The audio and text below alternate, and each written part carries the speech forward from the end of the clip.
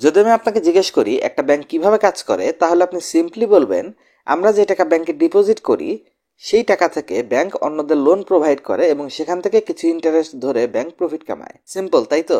এই এক্সপ্লেনেশনের হিসাবে ব্যাংকের অপারেশন কিছুটা এরকম ভাবে। ধরেন আগামীকালকে সকালে আপনি ব্যাংকে গিয়ে 1,000 টাকা ডিপোজিট করলেন। আপনি দুইটা 500 টাকার নোট দিলেন আর আপনার ব্যাংক অ্যাকাউন্টে 1,000 টাকা ডিপোজিট হয়ে গেল। এরপর ব্যাংক কি করবে, তাদের নিয়ম অনুসারে এখান থেকে 10% ক্যাশ রিজার্ভ রাখবে আর এখান থেকে 900 টাকা অন্য কাউকে লোন হিসেবে দিয়ে দেবে।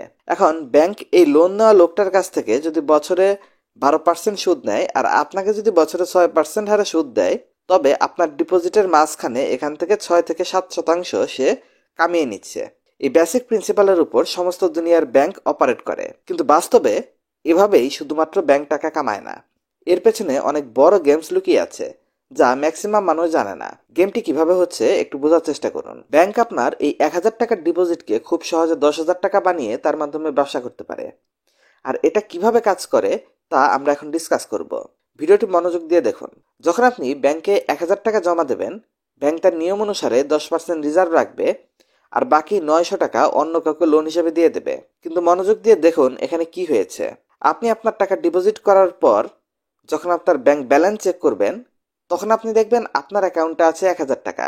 অন্যদিকে যে লোকটা লোন অ্যাপ্লাই করেছিল আর লোনটা পেয়েছে, সে যখন তার লোন অ্যাকাউন্টে চেক করবে তখন সেও দেখবে তার অ্যাকাউন্ট ব্যালেন্স আছে 900 টাকা।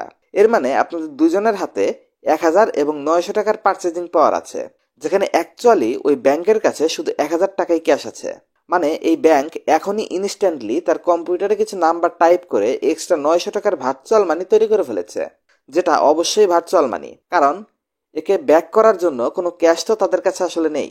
আর এই খেলাটা এখনই শেষ হয় না, এটা অনেক দূর পর্যন্ত যায়। এক্সাম্পল হিসাবে, যে লোক 900 টাকার লোন অ্যাপ্লাই করেছিল, সে তো এমনি এমনি লোন অ্যাপ্লাই করেনি। তার ওই 900 টাকার প্রয়োজন ছিল, কোথাও না কোথাও সে খরচ করবে। আর যখন সে এই টাকাটা খরচ করবে, তখন তার টাকা সিম্পলি তার অ্যাকাউন্ট থেকে ট্রান্সফার হবে এবং অন্য একজনের ব্যাংক অ্যাকাউন্টে গিয়ে চলে যাবে ডিপোজিট হিসাবে। আর ব্যাংক পুনরায় ওই 900 টাকার মধ্যে 10% রিজার্ভ রেখে বাকি 810 টাকা অন্য কাউকে লোন হিসেবে দিয়ে দেবে। আর যে লোকটা এই 800 টাকা লোন নিয়েছে, সেও পুনরায় এই টাকাকে খরচ করবে।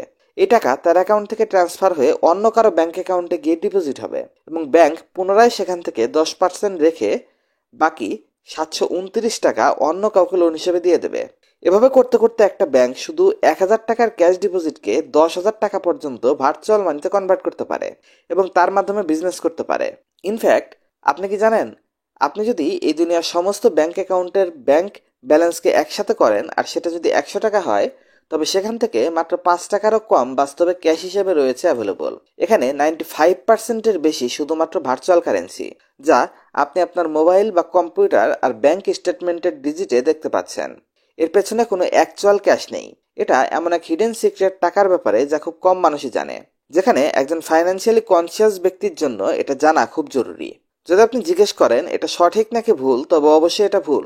এটা কেন ভুল তা আমি অন্য কোনো সময় আলোচনা করার চেষ্টা করব, কারণ এটা অনেক ডিপ কনসেপ্ট।